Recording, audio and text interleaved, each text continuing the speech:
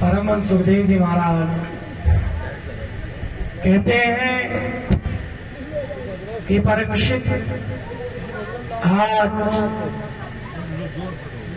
लाला का जन्म उत्सव बड़े धूमधाम से मनाया जा रहा है। कहते हैं कि परीक्षित बड़े धूमधाम से बाल कृष्ण भगवान का जन्म उत्सव मना रहा है। सब लोग मना रहे हैं, बड़ा आनंद। आज खुशी का दिन है, आनंद का दिन है। आज नंद जी के घर मेरे प्रभु का प्राकट हुआ। आज नंद के घर आनंद हुआ। आज बड़ी खुशी है। देखिए, भगवान का प्राकट उत्सव, भगवान का जन्म उत्सव तो बड़े भाव से सबको मनाना चाहिए। लेकिन भगवान के जन्म उत्सव, भगवान का कार्य होता है तो हम बड़ी कंजूसी करते हैं। अभी हमारा बेटा बेटी का जन्म उत्सव होता तो बड़ा आनंद लेते हैं।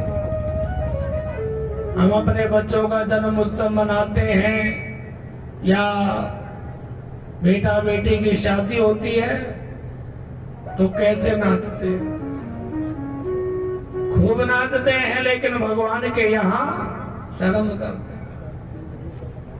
भगवान के दरबार में भक्तों कभी शर्म नहीं करनी चाहिए। भगवान के दरबार में कभी कंजूसी नहीं दिखानी चाहिए, क्योंकि जो भगवान के दरबार में नाचता है तो वो संसार में कभी नहीं नाचता। संसार के उत्सवों में आप नाचोगे तो जिंदगी भर नाचते ही रहो। और यदि भगवान के उत्सवों में आप नाच लिए, भगवान के उत्सवों में आपने आनंद ले लिया तो जन्म मरण से छुटकारा मिल जाएगा। हमको संसार में नहीं नाचना पड़ेगा। आज यहाँ बाल कृष्ण प्रभु का जन्म उत्सव मनते मनते और पूरे 7 दिनों में जन्म उत्सव मनते मनते, और नंद बाबा बोले कि भैया तुम लोग लाला को जन्म उत्सव मनाओ, मैं मथुरा जा रहा हूँ कर देने के लिए।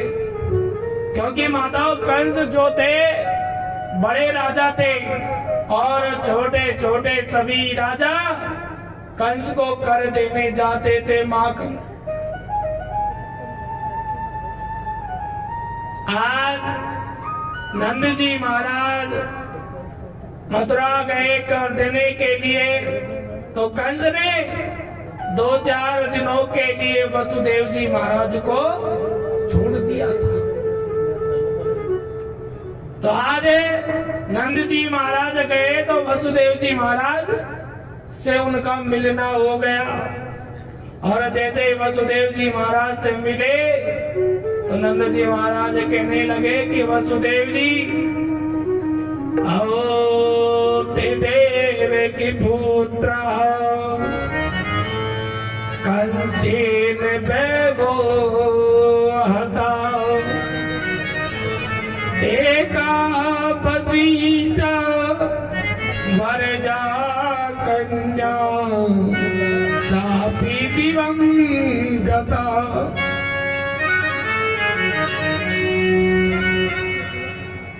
आज नंद बाबा वसुदेव जी महाराज से मिले तो बोले कि वसुदेव जी सुना तो भैया बड़ा दुख हुआ। मैंने सुना कि तुम्हारे घर जितने भी पुत्र जन्म लेके आए उन सबको कंस ने मार दिया। और भैया सुना है कि बाद में एक कन्या हुई, वो भी आकाश की तरफ चली गई। सुन करके बड़ा दुख हुआ। वासुदेव जी कहते हैं कि नंद जी, दुख करने से का फायदा, जो होना था सो हो गया। तुम्हारे घर जो पुत्र है उसे मैं अपना ही बेटा मान लूं। नंद जी बोले, हाँ वसुदेव जी, अपनो ही बेटो समझियो, कोई दुख मत करियो। आज दोनों को मिलकर के बड़ी खुशी, बड़ी प्रसन्नता हुई। अब तो यहाँ मेरे ठाकुर जी का बड़े धूमधाम से जन्म उत्सव मनाया जा रहा है। अब तो यहाँ कंस ने आज आपातकालीन सभा बुलाई और बोले कि भैया, मेरे शत्रु कृष्ण ने जन्म ले लिया है और मैं नहीं चाहता कि वो बड़ा होकर के मेरे को मारे, इसलिए वह कृष्ण की मृत्यु होनी चाहिए। तो सैनिक बोले कि भैया, सैनिक कहने लगे कि महाराज, हमें वह कृष्ण को कहां कहां पर ढूंढेंगे। हमने एक निश्चय किया है कि 84 कोस ब्रज में जितने भी गांव हैं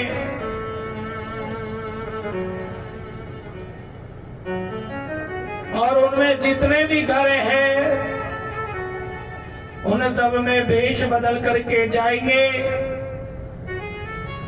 और जिस बालक ने महीने भर में जन्म लिया होगा और जो बालक महीने भर में जन्म लेने वाला होगा उसे खत्म कर देंगे।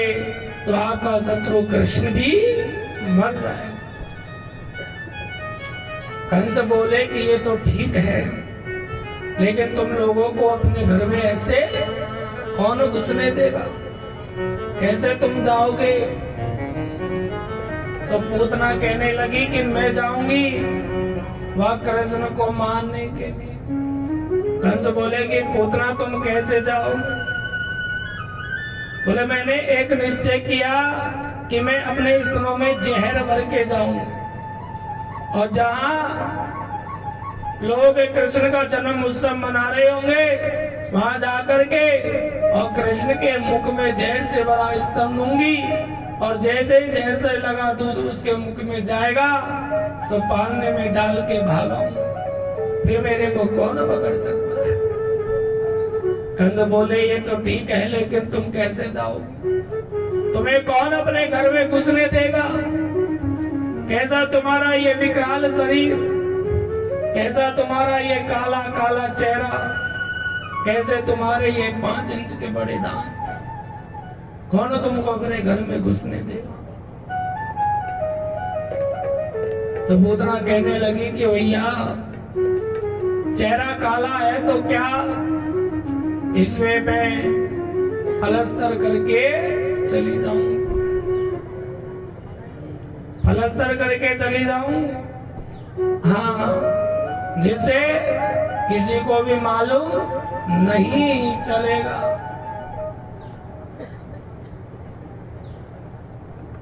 और रही बात भैया दांतों की, तो इन्हें मैं काट करके छोटा कर लूंगी और या फिर भी कोई परिवर्तन नहीं दिखे तो मैं घूंघट लगा के चली जाऊं।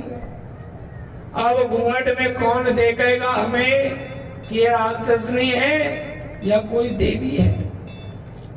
आज पूतना सुंदर रूप बना करके और सुंदर साड़ी पहन करके और गोकुल की ओर चलती है नंद भवन। आज यहाँ जैसे ही नंद जी के द्वार पे पहुंची तो देखा कि बड़ी भारी भीड़ जमी है। सब लोग नाच रहे हैं, गा रहे हैं, सब आनंद मना रहे हैं। बड़े धूमधाम से बाल कृष्ण भगवान का जन्म उत्सव मनाया जा रहा है। बड़ी भारी भीड़ लगी है। लेकिन जैसे ही पूतना द्वार पे पहुंची तो ब्रजवासी बोले कि ओ भैया, ये इतना सुंदर श्रृंगार करके कौन देवी आई है? तो एक ब्रजवासी बोले कि भैया, मैया यशोदा की बचपन की कोई सहेली होगी, इसलिए यहाँ को अंदर जावे दो। अब तो पूतना अंदर चली जाती है नंद भवन में, और जहाँ मेरे गोविंद पालने में लेटे थे वहां पहुंच जाती है। तो नंदरानी कहने लगी कि आओ बहन, कहाँ से आई हो? बोले भैया, हमने सुना कि आपके लालो भयो है, तो हम भी आशीर्वाद देने के लिए आ गए।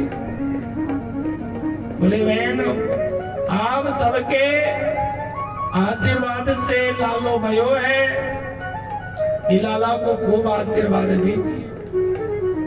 देख बहन, मेरे घर तो बहुत सारे अतिथि आए हैं और मैं तो उनका स्वागत करने जा रही हूँ। तुम ये लाला को खूब आशीर्वाद दो, जितना आशीर्वाद दो उतना कम है। अब तो मैया यशोदा महल के अंदर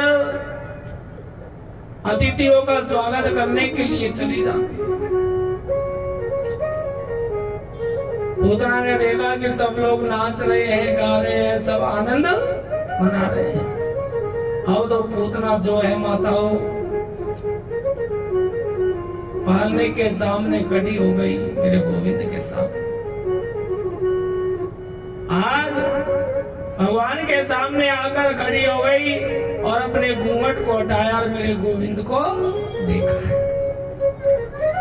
भगवान कृष्ण भगवान की जय हो। आज जैसे ही मेरे गोविंद को देखा तो जैसे ही पूतना ने घूंघट को हटाया तो पूतना के चेहरे को देख करके मेरे गोविंद ने अपनी आंख बंद कर दी। राजा परीक्षित कहते हैं कि गुरुदेव, ये क्या बात है? गोविंद ने पूतना को देख करके अपनी आंख बंद कैसे कर ली? सुखदेव जी कहते हैं कि परीक्षित, मेरे गोविंद ने पूतना को देख करके अपनी आंख बंद इसलिए कर ली कि मेरे गोविंद ने सोचा कि ये पूतना राक्षसनी आई है मुझको जहर देने के लिए, लेकिन ये कार्य तो वही करेगी जो एक मां करती है। तो मेरे भगवान आंख बंद करके और सोचते हैं कि इसे कौन सी गति देनी चाहिए। कुछ संत कहते हैं कि मेरे गोविंद ने आंख बंद करके और भगवान भोलेनाथ का ध्यान कि हे भोले बाबा, ये पूतना राक्षस नहीं, पूतना मोस मेरे को जहर पिलाने आ गई। अभी तो मैं 7 दिन का हूं और जहर पीने का हमको तो अभ्यास है नहीं, और आप तो जहर पीने में निपुण हो, तो इसलिए आप आके हमारे हृदय में बैठे और सारे जहर का पान करें। कुछ संत कहते हैं कि भगवान की एक आंख में सूर्य और एक में चंद्रमा है। जैसे ही सूर्य और चंद्रमा ने देखा कि ओहो, ये पूतना राक्षसनी आई है जहर देने के लिए, तो मानो सूर्य चंद्रमा ने अपने आप को ढक लिया है। अलग अलग संत कई भाव बताते हैं। अब तो यहाँ पूतना ने देखा कि सब लोग नाच रहे हैं, गा रहे हैं, आनंद मना रहे हैं।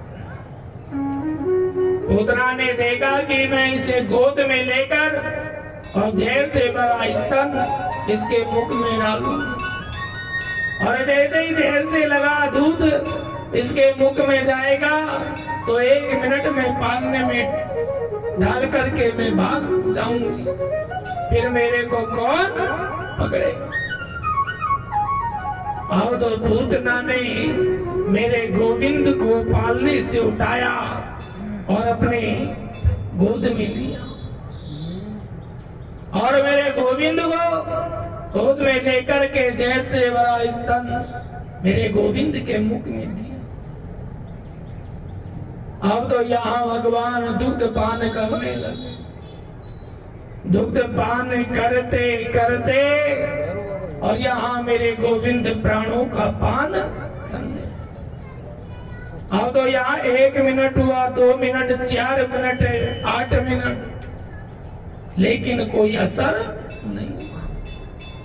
पूतना ने देखा कि ओ ये कैसा बालक है, इतनी देर से जहर से लगा दूध पी रहा है, लेकिन ये तो मरता ही नहीं। अब तो भगवान दूध का पान करते करते प्राणों का पान करने, प्राणों का जब पान करने लगे तो आज पूतना के मर्म स्थानों पर पीड़ा होने लगी। जब पीड़ा होने लगी पूतना के, तो पूतना कहने लगी, अरे लाला छोड़ दे, अरे कन्हैया छोड़, अरे लाला छोड़ दे। आज पूतना जब छोड़ छोड़ करवे लगी तो 7 दिन के मेरे गोविंद बोले कि मौसी जी हम पे तो पकड़ वो आवे, छोड़ वो नहीं आवे। एक बार मैं जिसे पकड़ लेता हूँ फिर मैं उसे दोबारा नहीं छोड़ूंगा। पूतना ने देखा कि अरे भगवान ये बालक कैसा है, 7 दिन का बालक है, इतना छोटा बालक, और ये तो बड़ों की तरह बोल रहा है, जरूर कोई चमत्कारी बालक देखे। तो पूतना कृष्ण को उड़ा करके आकाश की ओर ले गई। जैसे ही आकाश में ले गई तो मेरे गोविंद ने पूतना के कंठ को आवृत किया और पूतना का गला बीच करके, और मेरे गोविंद ने पूतना का उद्धार कर दिया। बोली श्री कृष्ण भगवान की जय हो। आज जैसे ही पूतना को मारा भगवान ने, तो पूतना का शरीर जो है मैया यशोदा के मैदान में आके गिरा। जैसे ही पूतना का शरीर गिरा है तो मरते समय पूतना का शरीर 18 किलोमीटर लंबा हो गया। इतना बड़ा शरीर हो गया पूतना का कि मेरे सजनों, कुछ संत कहते हैं कि हाथ गिरे उसके हाथ रस में जाकर, मुंड गिरा उसका मुंड सान में जाकर, कान गिरे उसके कानपुर में जाकर, इतना बड़ा उसका विकराल शरीर। आज यहाँ पूतना को मार के और वहां की छाती पर मेरे गोविंद बैठे हैं। कृष्ण पालने में नंदरानी को नहीं मिला, सारी गोपियां कन्हैया को ढूंढने लगी। ढूंढते ढूंढते बाहर मैदान में आई, पूतना को मारा देखा और गोविंद को पूतना के ऊपर बैठा देखा। गोपियों ने कृष्ण को उठाया और मैया नंदरानी को दिया और कहा कि नंदरानी, ये लाला आपने इस राक्षसनी को क्यों दिया है? नंदरानी बोली, बहन मैं कहा जाऊं, मैंने तो सोचा कि कोई ब्राह्मणी हुई, मुझे क्या मालूम था कि ये राक्षसी है। गोपियां कहने लगी कि भैया रहना ऐसे ही लाला हर काऊ की गोद में मत दिया, पहले देख ले कर अच्छी तरह कि ये कौन है, अभी लाला के कच्चू हो जा तो। और पूतना के शरीर के छोटे छोटे टुकड़े करे मेरे सज्जनों, और आज उसके शरीर को चिता पे रखाए तो पूतना के शरीर से चंदन की जैसी खुशबू आने लगी। तो परीक्षित कहने लगे कि गुरुदेव पूतना तो एक राक्षसनी थी, तो उसके शरीर से तो दुर्गंध आनी चाहिए, फिर उसके शरीर से सुगंध काय को है। सुखदेव जी कहते हैं कि परीक्षित पूतना के शरीर से दुर्गंध आई, ये बात तो है, लेकिन एक बात सुनोगे तो तुम आश्चर्य करोगे। जो गति सैकड़ों वर्षों बाद मैया यशोदा को देंगे मेरे गोविंद, आज वही गति उस पूतना को दे दी है। आज पूतना को भी माता की गति प्रदान कर दी। बोलो कृष्ण भगवान की जय हो।